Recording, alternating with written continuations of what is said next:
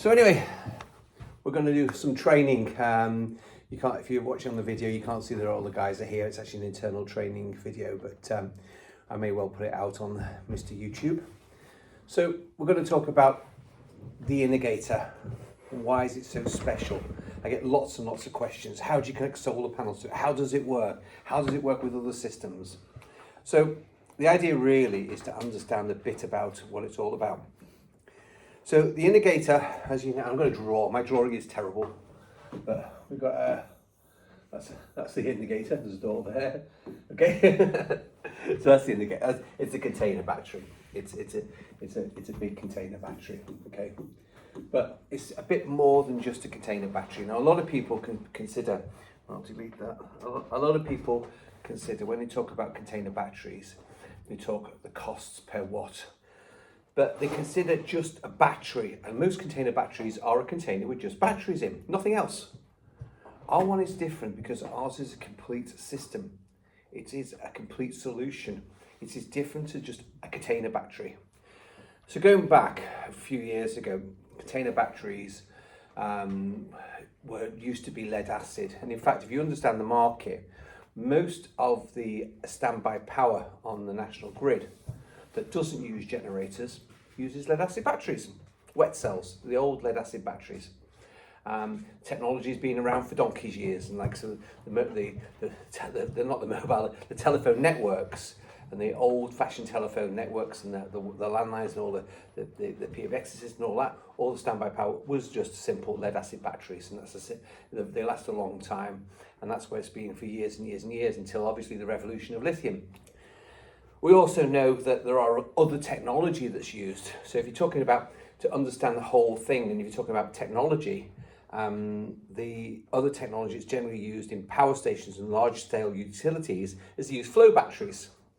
The flow battery, I don't know if you're familiar with a flow battery is, but a flow battery is basically two tanks, a pump, and the electrolyte flows across a membrane of where it can be charged or discharged, and that's how it works. And it's called a flow battery.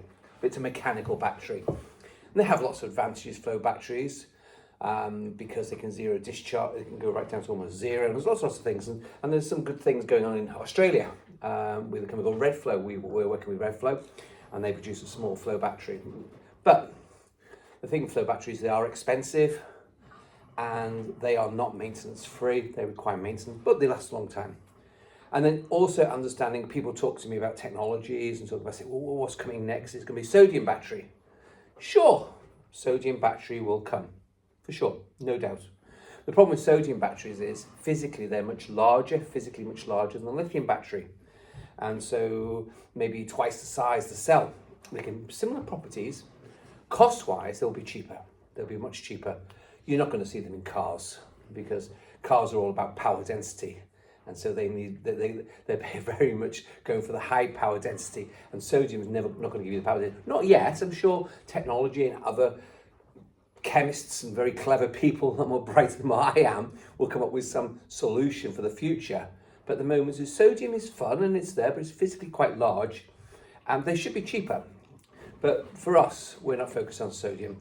We're focusing on lithium ion. So Life PO4 is what we called.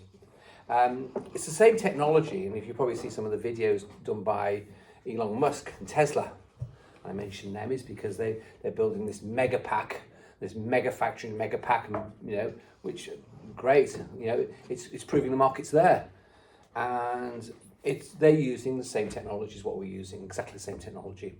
In as much as the battery cell, we're bringing the cells in from the cells are produced in China, as most of the cells are produced in China. All our cells are of a major brand. I'm not going to go through the various brands, but they're all brand cells. We don't use Okie 2000 cells. We use the major brands. So let's understand what does the indicator do? How does it connect? How does it wire? Well, in fact, the wiring is really simple. You've got two sets. I'll put sort of four as a sort of in. In fact, there's actually two lots of in. That's in. And then that is out. That's your connections. Why two lots going in and one lot? These are actually paralleled. These the same physical connection. Roughly thereabouts, approximately 1,000 amp and approximately 1,000 out. So the reason the two is purely because of cable thicknesses. That's all it is. You have more power going in because the fact is the power going in, you need to charge the batteries and bypass the power. So within the system, you actually have a connector here, which is some sort of, it's a contactor, and I'll draw it here. And this is in fact contactor, and in fact what you've got here is L1, L2, L3, neutral. L1, L2, L3, and neutral. I won't draw the earth because the earth is also a connection, but I'll treat the earth slightly separately. And so therefore, when this is in a bypass mode, so therefore when it's charging, so you're actually charging the batteries, these relays will be, contactors will be closed. And so the energy will flow from the in straight to the out, as like a UPS. But some of the energy will flow through the inverter to the battery. I'll draw.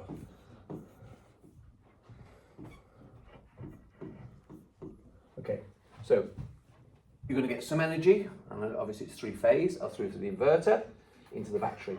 So you're going to get flow this way, and it will be charging the battery. The same time it's charging the battery, it's supplying the load. The inverter can't do both. It can either charge or discharge. It can't do both. There's no point in it doing both at the same time. Because if it's doing both, then you're just wasting energy and you're wasting efficiency. So this is the reason we use our inverters are bidirectional. So when the battery is discharged, something else happens. And in fact, this is during the charging cycle, but I'll talk about the discharging cycle in a second. If you discharge the battery, then these contactors here are open. So when it's discharging, it's open, and this reverses here. So it goes the other way. So the energy actually flows into the other way. In fact, I'm going to draw it slightly differently because I'm just sort of confusing the matter a little bit. When the energy flows, the contactor changes over and it flows the opposite way. So it flows from the battery into the load.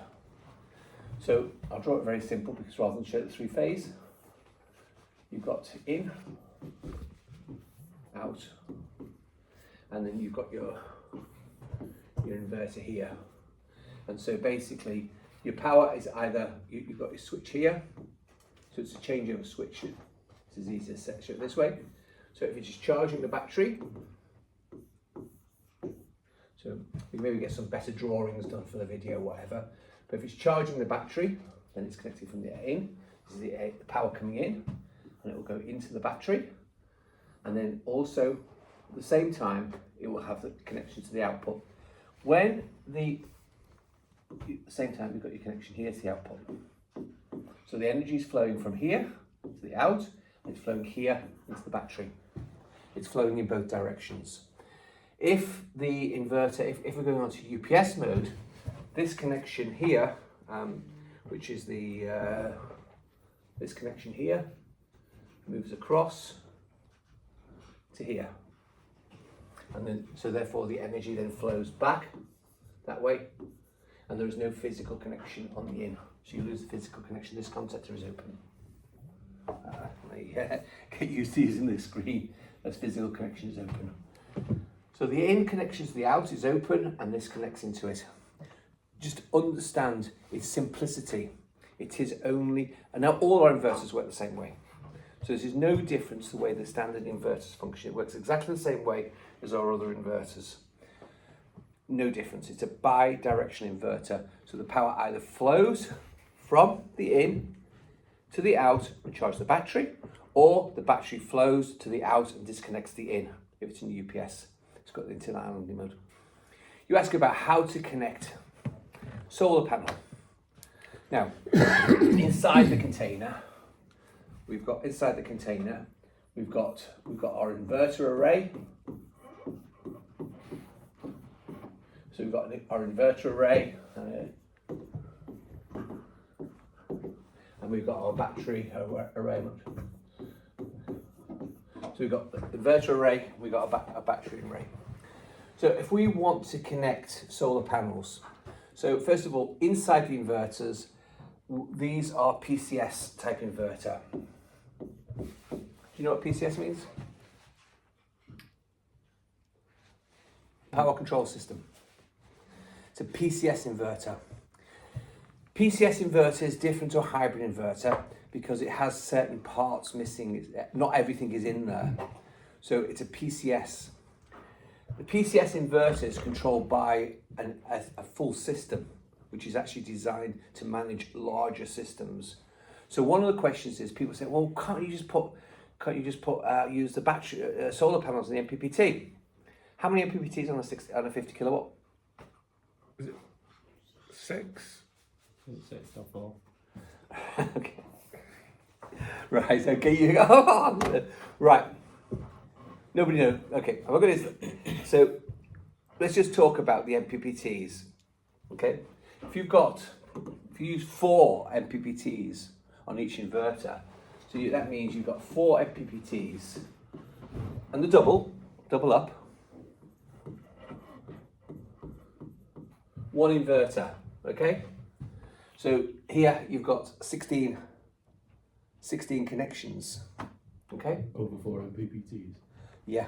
Now multiply it up by 8 inverters. You're going to have the container literally coming out with a massive amount of wires coming out into the container to connect to the MPPTs. It's not practical. One of those wires break and there's a problem, then you're going to have a fire hazard. You've got a massive fire hazard. So this is an issue. So this is the reason why we don't use the MPPTs in the inverter. We use a separate method. So let's look at a separate method. I'm going to continue. If we're talking about, for example, and we'll focus on the leisure industry because it's the easiest one to focus on. So we've got our container, and I'll call it container battery or whatever it is, with the indicator, and we might have a number of caravans or whatever. Okay, these are caravans or lodges, whatever. It's my picture of a lodge.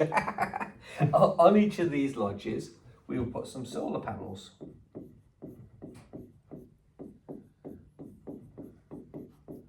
Now, so we've got solar panels on each lodge. The solar panel, we actually only would have a small inverter, but we'd AC couple the inverter. So inside here, they could be microinverters. They quite frankly maybe run a microinverter on the roof, or we have a small inverter. The inverter's cheap. It's really cheap. It's just a simple string inverter with simple units. And in fact, what we show here, this is the AC symbol, and the inverter will connect to the panels, and each lodge has the same thing. Each one has the same inverter. Each lodge has the same thing. Right. So if you're in the lodge, and this will connect, it just simply connects into the consumer unit in the lodge. So you've got a fuse board, put your panels up, and it connects into the fuse board in the lodge. Simple. It's cheap as chips. Solar panels are cheap. You know, what's a solar panel? $100, £100 trade. You put 4 of them on, 8 of them on, it's only 400 quid or 800, whatever it is, it's cheap. The inverter's only a couple of £100 as well. So it means the lodge costs don't cost them that much money. It's really cheap to enter. But the problem they've got is the energy it's producing. If you're in the lodge and you're using it, happy days, you're going to use it. It's a sunny day and you've got all the lights on and the refrigerator's on, use it, but the chances are you're not going to use the energy. You'll use some of it, but not use it all. You could store the energy locally if you wanted to. Is an option, so you can store it. So next to each one, I could, in fact, put a battery connected into it if I wanted to, but that's not necessary. It's not necessary because we also don't want to put too many batteries inside the buildings. We may consider putting the batteries externally. Plus, the fact there are laws changing. The things are all changing in Europe because within some countries, certainly in South Africa, we wouldn't be allowed to put the battery inside the lodge. We could put it on the outside wall, which is fine. But in many countries, you're not allowed to put them inside, and some countries you can, depending on the local requirements, but things are changing. But nevertheless, trying to convince the manufacturer of a vehicle or a caravan to put this kit in is going to be a hard sell, because they're going to have to spend a lot of money. Whereas if they keep a relatively low cost system and it costs them bugger all, then it's an easier sell. But we use here, we have the indicator. And how it works is these are just simply wired together. These will be wired onto the common and go onto the indicator. And that's it. So almost like a microgrid. So it's a microgrid. This is connected to the load side of the indicator. Has separate lots of advantages being connected on the load side. You can connect it onto the grid side if you wanted to, but there's less advantages, and there's also issues, because if you connect it to the grid side, then you need to look at the accumulation of all of these could feed back into the grid and may overpower your grid going the opposite way, because it's one way pulling power, but if you export the power back in, you can cause just as much damage exporting, and there's a lot of requirements to limit the export, especially when these things have only got, say, some of them are as low as a 16 amp switch, very low. So the board not used to it. So it's a very low switch. And so what you need to consider is the power out as the power in. So if you connect these together, you may have an area and you have lots and lots of lodges, and you have one. So we put one indicator, and here we have maybe 20 vans. Now this wiring already exists. All these vans are already wired. So these are all be standard wiring. They'll be connected to each one. Each one will have a switch. So when we put in our indicator, we don't need to touch the wiring. So all of these there'll be another lot here. So, and we'll have a main feed in, and we connect to the feed, the big feed. I'll put it there. So we connect our indicator to the main feed. It comes from the main switchboard. So the beauty of it is you're on the main switchboard and there's no work to do, because you're already used to doing this wiring. But there's another advantage, is on the other side, which is the grid connection, we can limit the grid power. We can limit this power, because often on the sites they've got a limited cable size. So this cable, they might have 16 amp on here, but here we have a 200 amp, I don't know, whatever it is. They're all different things. It could be 100 amp. Assume it could be 100 amp. We limit it. We can limit the connection. So therefore, if you don't self-consume the energy on all of the lodges, the delta will be fed back into here. If you then at night time you start consuming it, it comes back out there. So it works as a two-way. During the daytime, it can charge, and during the nighttime, it can discharge. But you don't have to wire. One of these lodges could be here. We may have another bank a long way away, but they're all on the main site feed. This could be on the entrance of the site. This could be over a huge area. So we don't have to consider, what we're not having to do is say, oh, we've got this one 2 miles away, we're going to have to run these solar cables all the way everywhere. Yeah, we don't have to do that, because it's just connected on the grid. It's AC coupled, and all we do here is we use the old-fashioned way. We measure the power here, we measure the power here, and we do the various measurements, and therefore the system can work. And it's so simple. The other advantages is on a lot of sites, not just caravan sites and everywhere else, they're going to need car chargers. So let me just reset this again. If you're looking at car chargers, now if we're using on an indicator, we can use whatever size we want. But the thing is, if I put my thing here, I don't have to have it here. I can have it somewhere else. And then I've just got a number of car chargers on poles. So for a pole, I've got my car charger. But this can supply the current it needs. It's a megawatt. You know, most of the time, if you look at the size of charging for an hour, even if these are high-speed chargers, we'll put those 33 kilowatt DC charger, which is a fairly high-speed charger. We can use these high-speed chargers. We're also doing this on our smaller battery. We're putting a couple of them in it. A lot of the time, as we know, every caravan park has got to have chargers. Whether we agree, disagree, like, dislike, whatever, you're going to have chargers. You're going to have chargers everywhere. But the grid can't support it.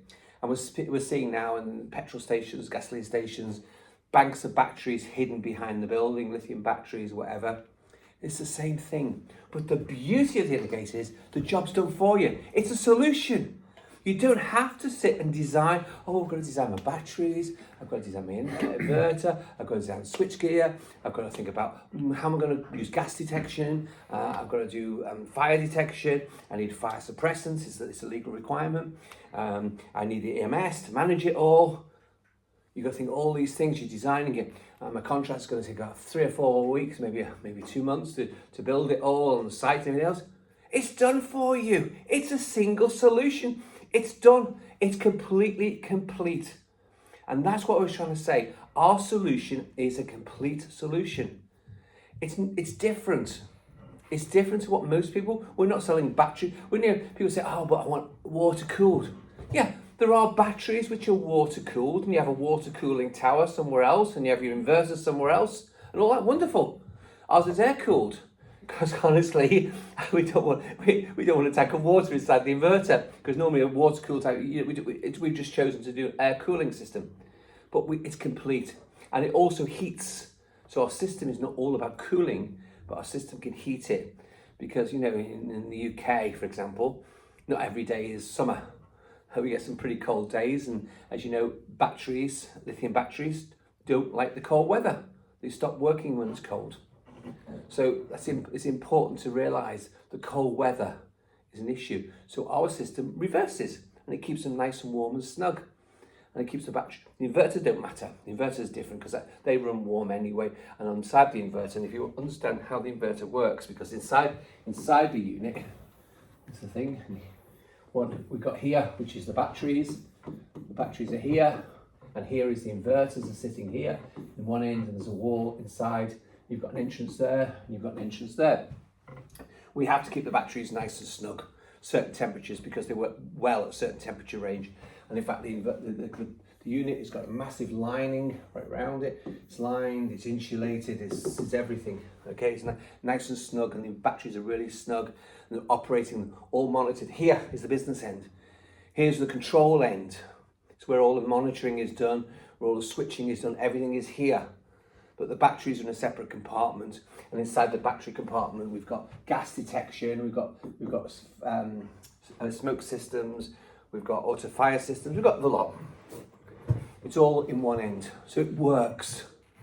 But as far as the customers are concerned, it's a complete solution. They can put on the van whatever they like. They want to go and buy you can buy solar panels for 50 quid, maybe, I don't know. So you put what you like on a vehicle. Or it could be an office block, or it could be lots of office blocks, or it could be an apartment. You could put them all over the place, or it could be a shop. One of the things that we've been working on is a lot of people, and they compare, is if you're on a large roof. Let's look at a large roof. So this is a large roof here. So on the roof, I'm going to put lots of panels. I'll draw it as a matrix. So I've got lots and lots of panels on my roof. Okay, it's full of panels. It's a big Tesco's or a Walmart or wherever it is. So I fill it full of them. So how some of our competitors use a string inverter. So at the end of here, they put in a string inverter. You know what a string inverter is? String is an Americanism. I hate the word for string. It means series. It means we put all the panels in series, and we connect to here, and maybe we're connected at, 1,000 volts, maybe more. They're all in series. We know the fire risks series. So all of these are connected using MC4 connectors. The problem is you can get a risk.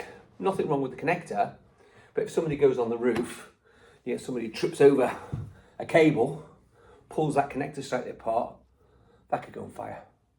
Because we're now in the DC world, and on a DC you can get a spark like that. On a DC world, whereas on an AC, it's tiny. So we're now in the DC world. So insurances, they recognise this. They all totally recognise it. And they try to mitigate the fire risks. So they call panel level control. So they want to put panel level control. And one of our competitors comes up with optimizers, which is fine. And it basically, you've got different types of optimizers, a buck boost or just a buck, or whatever. I won't go into the technicality how it works. But basically, an optimizer allows you to shut down the faulty panel. But what we've come up with is a different solution. We've come up with a completely different solution. What we've got here is we put in our microinverters here. Little mini inverters.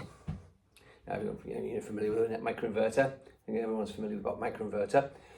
Which came first, the hybrid or the micro? Of course, the micro. Micro's the original inverter. So microinverter's been around for years and years and years. The beauty of wiring it in microinverter, it means that all of this is at 240 volts. You've got no big string. Your connection, your panels will connect to one inverter, maybe 4 channels. So 4 panels will go onto one inverter. And at the end of it, and these will connect, if your fuse board is here, you may have a fuse board here, these will connect to the local fuse boards. They don't have to be all wired together. So I might actually have lots and lots of buildings. So I may have a building here, a building here, another building here, all got its own fuse boards or whatever, and all connected, all got solar. So each area is connected to its own fuse board. They're not connected together, but they will if it's on one site. At the entrance of the site, maybe, or somewhere in the site, they'll have the main incomer. So this is the income. My writing is terrible. It's this pen, it's not very good. You've got your incomer. So these are wired, maybe these will come onto the common bus bar, and these will here, here, and here. All of these have got solar panels. All can wire to the local supply. They don't actually have to wire together. And I've got my incomer here. I don't need any storage on these if I don't want to. I can just put one indicator here and wire to this. That unit, the battery storage, can capture all the power of these. It's AC coupled. On our app, we can measure, we have mesh network. So if you're using our app, it has now, Joe, it goes mesh. Mm-hmm. So we can create a mesh. So we can create a mesh here, a mesh here, a mesh here, and we can add the indicator on one platform, on one monitoring system. We put it all together to be one system. And by doing that, you can have all over a part, everywhere, because you're just going to sell a microinverter and panels, which is cheap as anything, gives you panel level control, it's super duper safe, and we can add the battery storage anywhere because it's AC coupled. AC means the connection between the panel and the battery storage is coupled via the AC mains. It's the AC. There's no DC buzz. There's no long DC wires, which can be dangerous. Everything is safe because in the AC world, we've been working with AC and contractors are used to using AC, and we've got standard safety and there's lots of standards and lots of things written about the AC world. We know it's all safe because it's been going around since a long time ago, since Mr. Tesla invented it or discovered it. And so we're used to, from the Tesla age, we're used to using AC. And so therefore we can wire everything in the AC. We don't have to have special breakers. We don't need special fuses. It's all standard electrical wholesale stuff, but it gives us panel level control. It gives us full panel level control. It's super safe and it's scalable. We can do this from a small to a little housing estate, or we can do it to a huge superstore.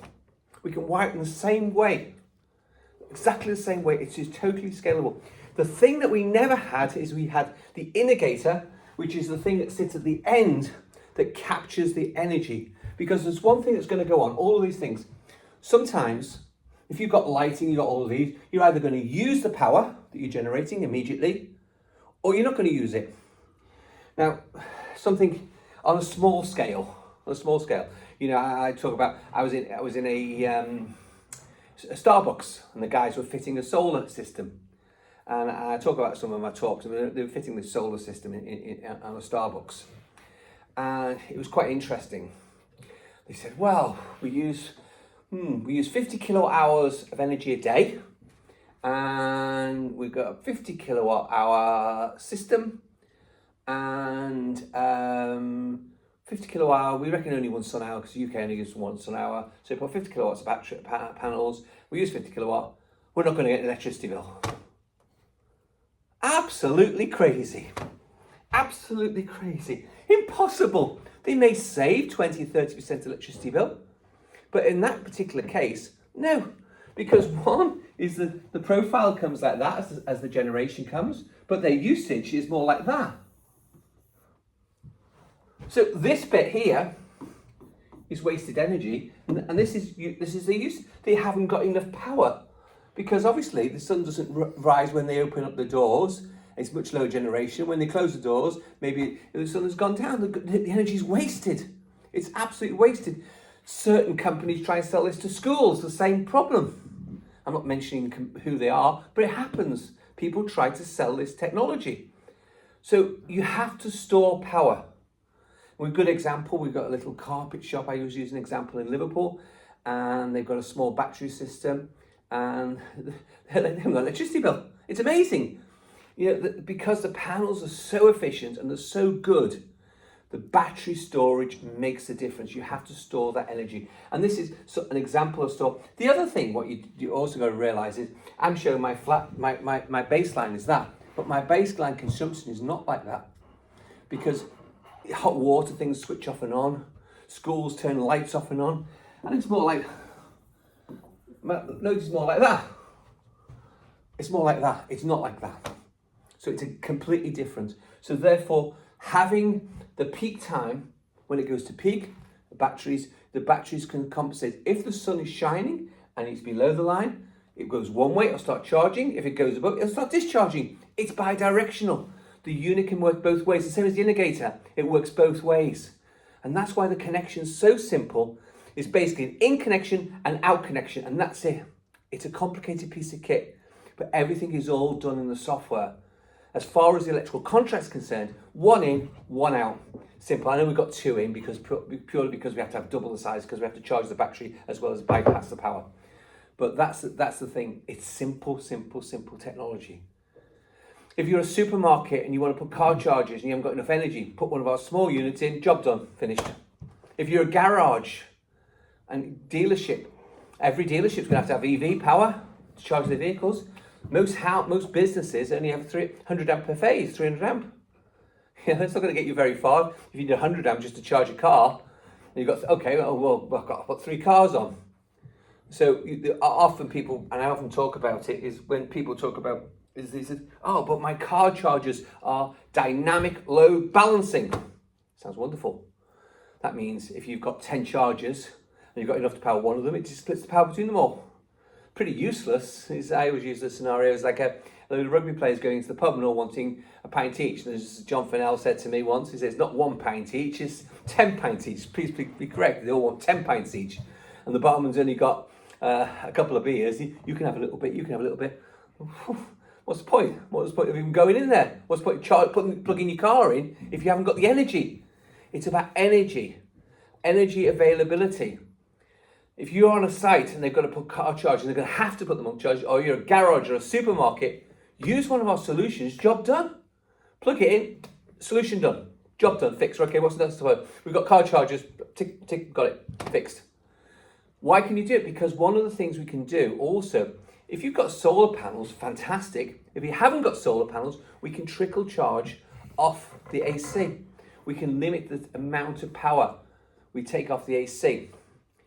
And that works very, very well. We did that thing and I use that example, which is in Holland.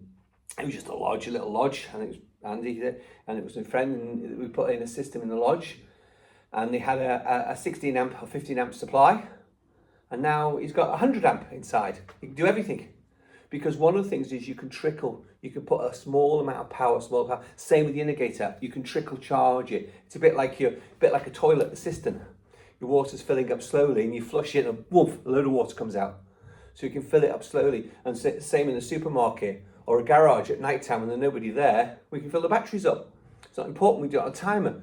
You get cheap electricity. The other thing is with the systems as well, it's also used for grid stabilization. You may have one of the things with our containers, they can wire together. You know, we're talking in the Congo with 100 megawatt system. Just an example, 100 megawatt system. There's 100 containers together. It's a megawatt hour, 100 megawatt hour. It's always important. We put 400 kilowatt of inverter, and we put in a megawatt hour of battery. Megawatt hour means 1,000,000 watts for 1 hour. In reality, as I mentioned before, the C rating is C.5, so you can draw it at about 2 hours. We put slightly under on the inverter because you don't want to discharge or charge a battery that size of battery in more than 2 hours. We put a little bit of tolerance. We put a 400 kilowatt inverter, which is ample. It's ample. Anybody putting more than that, and you allow the peaks and stuff, because our inverter can deliver twice the power for 10 seconds. So 400 can give it 800 for a very short burst.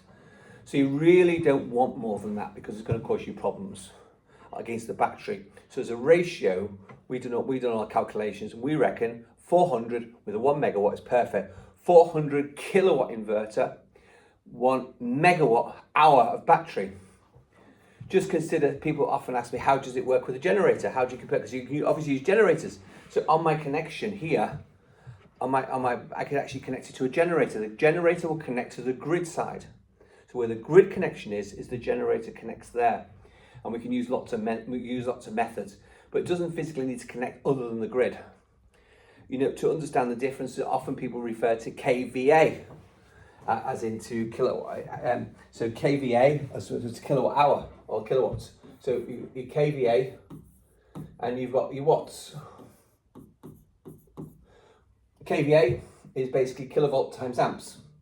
What's the difference? Main difference is because of power factor. You can't really relate to it too much until it's on load, but we rate ours in watts, not KVA. Some of our competitors use KVA. KVA is generally a low rating because it has to compensate for the power factor, whereas ours is watts, which is a high rating. Ours is a true rating. So our rating is true, not, I won't use the word, but our rating is a true rating. So what we rate is our inverter, is we have 400 kilowatt. It's in watts. If you could say, well, watts and KVA is the same thing. It's not the same thing, because you understand it depends on what it's connected to. So chances are, when you're going to connect the units, it's going to go onto a very complex load. There's lots of things going on, eddy current, still things whizzing around, so on a complex load. And so we connect onto a complex load, then we have correction in there, correcting for the power factor, but power factor, and there's other things that play into it, is THD. Do you know what THD is? Harmonics. Total harmonic distortion. Total harmonic distortion also makes as a major problem. People don't realise THD is so important, but you can lose 10% of your energy. You're generating, you use a lot of energy if your harmonics are out. So we have to check for harmonics. And in some countries, Hong Kong, for example, you're not even allowed to connect a system to the grid unless the harmonics match. But just to understanding very quickly, because somebody mentioned to me about why KVA and not watts, we sell ours as watts. If you want to understand the difference, people say, oh, okay, well, how long will it take to charge, or how long does it take to discharge? Well, what I mentioned before is we're using C 0.5. In the world of lithium, C 0.5 means it's 0.5 the rating of the ampere hour rating, or you can use 0.5 of the wattage rating. So if the wattage rating is 1 megawatt, then 1 megawatt hour means you can charge it at half megawatt. We give a little bit of tolerance, and therefore the fastest way with the biggest generator you could charge it is about 2 hours 20. So if you want to fully charge it off a generator, providing the generator is big enough, and you probably, if you want to charge the unit, you would need something at least a 500 to a 1 megawatt generator. So basically 1 megawatt or 500 kVA or 1000 kVA, megawatt 1000 kVA. So you would need that size, huge generator, huge piece of kit. But you can certainly charge it. The benefit of this, as if you want a fast charge, if you want a slower charge, you can have a smaller generator. Just thinking about the generator has to supply your load as well as it. But if you're in the mining industry, you've got these huge generators running all day. Likewise, we use in the UK for grid stabilisation. It's done by massive diesel engines, huge diesel engines. They use them in Africa, they use them everywhere for grid stabilisation, for power sources. They start off these massive pieces of kit. They burn an enormous amount of fuel. They're very dirty, nasty. Everyone's going in green cars, and you've got these machines just pumping out all this pollution into the atmosphere. And so by using the batteries, we can reduce the time the generators run for. If you want to use generator charge, if you've got grid, fantastic, because one of the things is a big power station, you can't stop it when there's demand using it, but when there's no demand, the thing's still whizzing around. You can say, oh, just switch it off and we'll stoke up the boilers a bit later when it starts again, or the gas turbines. You can't. It's running all the time. That's why electricity is cheaper off peak, because but what they have to do in the UK is the peak demands, they're either using batteries or they're using generators, big diesels everywhere. And and when the peak demands hit at 5 o'clock or whatever it is, these huge diesel engines start up, pumping massive amounts of pollutions, and these things are used for stabilisation of the grid. The same diesel engines are using in the mining industry in Australia. Massive things. The thing in the UK, they only use the diesel engines for basically for grid stabilisation, so they'll shut them down a couple of hours later, or an hour later, or half an hour later, whatever it is, while they have the peak demand. When you're on a building site or a mining industry, these diesel engines are running 24/7. And they're running continuously because it's the only power source they've got. Or if you're on a building site, whatever, you don't necessarily need to use the energy. And often when you see people and they've got these diesel engines and they're running 24/7. And the problem with diesel engines is 1,000 hours, 500,000, 2,000 hours, they're going to be serviced, cost a fortune. You've got to service them, they don't run very long without service. And so these massive diesel engines are running often with tiny loads, especially in the mining industry at night time. They've all gone, they're not running the mines, but they've still got to keep the lights on. And so they've got a 500 kVA genset or bigger, churning around to keep a few floodlights on. And these things are guzzling hundreds and hundreds, thousands of gallons of fuel an hour. It's depending on the side. These things use an immense amount of fuel. It's all burning it, throwing it into the atmosphere. These things just be shut down. You can charge the batteries during the day, the peak hour, when you've got your generator running. At night time, you can shut it down. Just use the batteries, the container batteries. Your saving is huge. It's huge. But this is not just the mining industry, work sites, marine, because all the ships coming into the docks now. You can't run the engines of a ship. So you either have to rewire your docks areas, you might, if you've got another couple of $100 million or plus to spend, you can run some big cables, and providing you've got a power supply, they build the power company builds a nice little nuclear power station for you, then you're happy days. But a lot of the time, they used to use, they thought about, okay, we'll use diesels because the ships used to run their own engines. But ships now are becoming banned. They come into a port and a ship is not allowed to run its engine in port. What a fantastic use for a battery. Container battery. Pull it on there. It charges up when there's no ships there. The ships are there. You charge it up slowly off your grid, because you will have some grid supply. You might not have enough, but you'll have some supply. Charge it off there. If you've got some outbuildings, you've got some solar panels, some AC coupled solar panel, fantastic. That's free. That's free power. But the wiring of it and the installation is easy. You can have the different buildings you put there locally, and you put where your ships come in. You put a couple of the container batteries. They can plug into it. It's supplying you power. Ships are not in dock for very long. They don't want to be there long. They're going in and out very quickly. And so we can do the calculations, what power is needed. But the installation cost for the marine is just turn up with a truck, plugged it on, job done. Electrician can wire it into the AC. And then later on, they can start thinking about solar. They put some solar in. And it's the same everywhere. It's the same from when you're looking at a housing estate, where you're trying to reduce your incoming side. You're looking at marine, you're looking at building site, or you're looking at a campsite. It's the same thing, exactly the same thing. And don't forget, all these marine ports, they've got to provide AC, they've got to provide charges for their staff, for cars, because everything's going AC. I know there's some change in the rules, and they said, oh, but we're not going to go to EV cars so quickly. Well, tell the car manufacturers that, because you try buying a gasoline car now. Petrol car, you can't buy one. Buy a second-hand one, but buying a new is becoming more and more difficult because the factories are stopping making them, because the government said, this is what we want to do. Whether the governments do a U-turn, delay things or whatever, the fact is, absolute fact is they ain't going to change. It's going to continue this way. There's going to be more and more. So the demand for this equipment is going to increase. We probably hardly touched it. If we look at a barometer, and I totally respect what Elon Musk said. He said, we reckon they can sell at least 10,000 a year of their power pack, maybe more, I can't remember now. But it's huge. Well, we'd be quite happy to sell 1,000 of those. More than happy, 1/10 of what they can do. We've got a very good solution, a very, very, very good solution, a world-class solution. And we've got a sample coming into the UK. You look at it and look at the quality of our build. It is absolutely spot on. We're fully compliant, but we have a world-class solution. You know, it's not Heath Robinson. We haven't gone and bought a container and cut holes in it. We built a container. We designed the container, is it, Richard? We designed it. Richard's here, you got to see him, he's behind me. But we designed the container. We designed it from scratch. We designed the compartments. We calculated the size of the HVAC. We calculated all the various things done by calculation. But more importantly, that container is a zone container. That container can be used anywhere. It can carry DG goods. It's already licensed to carry DG goods because batteries fall under DG goods and there's certain requirements. So our container meets the requirements.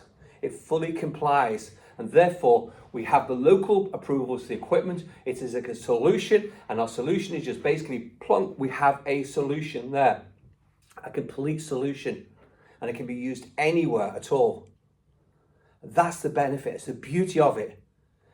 Because this is going to get bigger and bigger and bigger and beyond what we can ever imagine.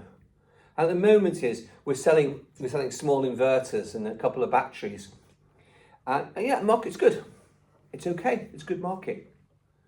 But, you know, and I'm referring to Tesla because one of the things they said, they consider their battery business, their megapack business, much more important than the car business.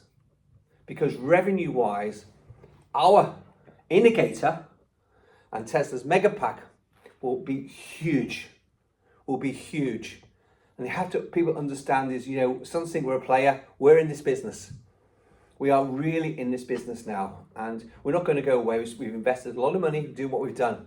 We have one hell of a solution, and we've done the software integration, we've done all the integrations, but it's a work in progress. It's going to carry on, but at the moment we have a complete solution for using on campsites, for using on garages, everywhere. We have it everywhere. And we are interacting with some people, but to understand the simplicity of the wiring, and that's what I was trying to explain before. And with all it is you have an in and an out. And that's it. And of course I can wire them in parallel. That's okay, not a problem. But the simple to wire in and out. Anything else can be connected. You can connect them on the in or connect them on the out. The out we call them the load. The in is the grid. We can connect other things to them by AC coupling. We can connect inverters here. The problem when you connect on the in is if your microinverters overgenerate or you're overgenerate, you're going to be exporting power, which you can't control. If you connect them on here, you can control the export, so you can limit. So you can have zero export. So you might have on a site where you're not allowed any export, because generally now in a lot of countries, export is becoming a problem. The moment in the UK, it's nice because we've got a controlled export. So if you look at, you've got, especially people using them in housing and certain peaks, and there's money to be made on this. So if I got a big field and I could put in 100 indicators, make a lot of money. I think it's something that do the calculations about 2-year payback. You get your money back in 2 years. These things will last a lot longer than 2 years because you can do it. It depends on the utility and the deals you do, whatever. But the price is what you pay for export power. And I think if you calculate the cycle costs, so if you've got a unit, well, the indicator's got can do 6,000 cycles. 6,000 cycles. And you work out the cost of the unit divided by 6,000 cycles. You have to do the math, but it's very low cost. So we're talking, so say 500,000 divided by 6,000. What is it? 500,000 divided by 6,000, Tom. 83.3. No, the other way around. 500,000. 500,000 divided by 6,000. Yeah, 83.3. there should be. So the cost is 500,000 divided by. Sorry, you digit out 8p.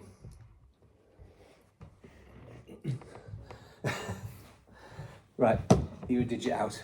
You say total, but you digit out. Yeah. Okay, so what we know is the cost per cycle of the indicator is 8p. 8 pence. How much do electricity companies pay for peak power? 15p. Nearly nothing. It's much more. On export. Not what you get paid. Oh, on import. No, what the big utilities have to pay for these power companies to generate the peak demand. It's more like 75p. Yeah. Some can be So up to pound. Yeah. 8p, so 75p. Right? How many cycles you need to do to get your money back? This is the point. There's a lot of money to be made in this. Because this peak demand is so expensive, and that's what we talk about, the peak demand. If you do a financing arrangement, you consider that 8p a cycle as opposed to 75 to sell to a pound to sell. So every cycle you're going to get that. Cycle means a full charge and discharge of the batteries. Batteries we say 6,000. So we say we've got 6,000 cycles. Okay, 6,000. So you basically what we've done is we said it costs $500,000 to buy. So we divide the $500,000 by 6,000. $500,000 divided by 6,000. So it's 8.3 pence. You agree, Tom? Yeah. Okay, 8.3 pence. So that's the cost. Not a bad profit. It's not bad. Wow, think about it. Caravan companies in remote areas do a deal with the utility. Yeah, we'll give you, maybe we'll give you 50p. Do a special deal. They put people to discharge. They'll fully discharge that battery in a very short period, but they'll get paid a lot of money, and that's why these grid scale utilities are needing this everywhere, because the demand. Whether you're going to use it for self-consumption, because otherwise, sometimes in a lot of places they penalise if you've got a base load and your base load increases, you'll be penalised for the excess base load. Or you might want to do this. You just might want to make money. You might say, okay, well I've got my fund. I've got 25 million fund. I'm going to invest me 25 million in some indicators. Happy days. Got a return. Go and do a deal with local utility. Make sure you've got the connections. They'll do a deal with you. So I want to do a 2-year, 3-year deal. I'm sure some of them will listen to you. Not all of them, there's no demand in the area, but there's certainly a demand globally and certainly a demand in the UK. It's clean. There's no big diesels running. It's clean energy. These can be charged up off you. If you want to say, it all goes onto one common network, but if you want to say, okay, well I'm going to charge my batteries up with a windmill, and you've got the cost of that, so this is your cycle cost. You always go buy electricity, so you might be buying electricity at say, off-peak electricity 5p wholesale. So it costs you 13p and you're selling for 75p. It's clean. You can use clean energy. You're not having to use the generators, because people talk about energy usage. They say, oh, all my energy is all clean energy. It's all renewables. But they forget if these renewables are buffered up with these big diesels, because they use diesels because they can start up quickly. So we want to try and focus on looking at that side of it. Is also part of it. So you see the whole industry, and we're just talking about UK, let alone Europe, let alone other countries. This energy thing is so big. It is enormous. But we're talking about, obviously we've been focusing, we start off as Sunsynk, we start off with the little ones, and I can tell you, we started off as, our very first inverter was we launched our first inverter in 2010. We've got one there. Bring it in. Come on, bring it in. We show. So our very first one, which we launched in 2010. So we've been at it a long time. We developed this a long time ago. It's a bit of an antique now. Let Phil go and get one. It is an antique, but that's where we come from.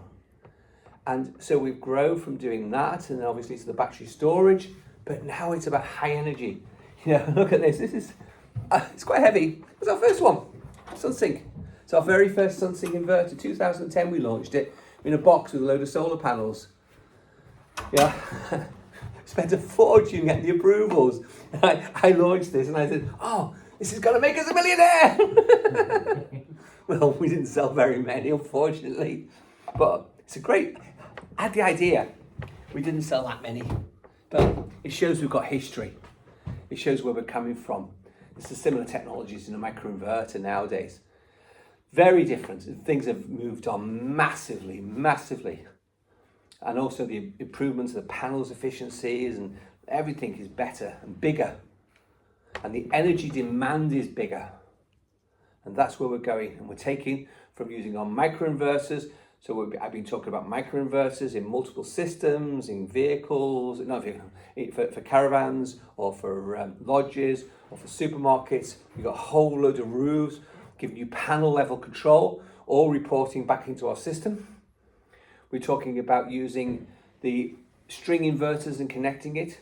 We talk about using garages to everywhere, to power station, to grid stabilization. We've got a product that can be used everywhere. You know, we're just starting into our journey now, and we've been working on this for a long time. We've got one hell of a product. We are selling it, and we are taking orders, and we are starting to ship some of them now. So things are moving on, but just understand the system. So I think we're just in the process of writing another book. But the most important thing is to understand what it's about. And it's to be used as a device, can be AC coupled to use in conjunction with other device, and that's what it's about. So that's my presentation for today. I hope it's interesting.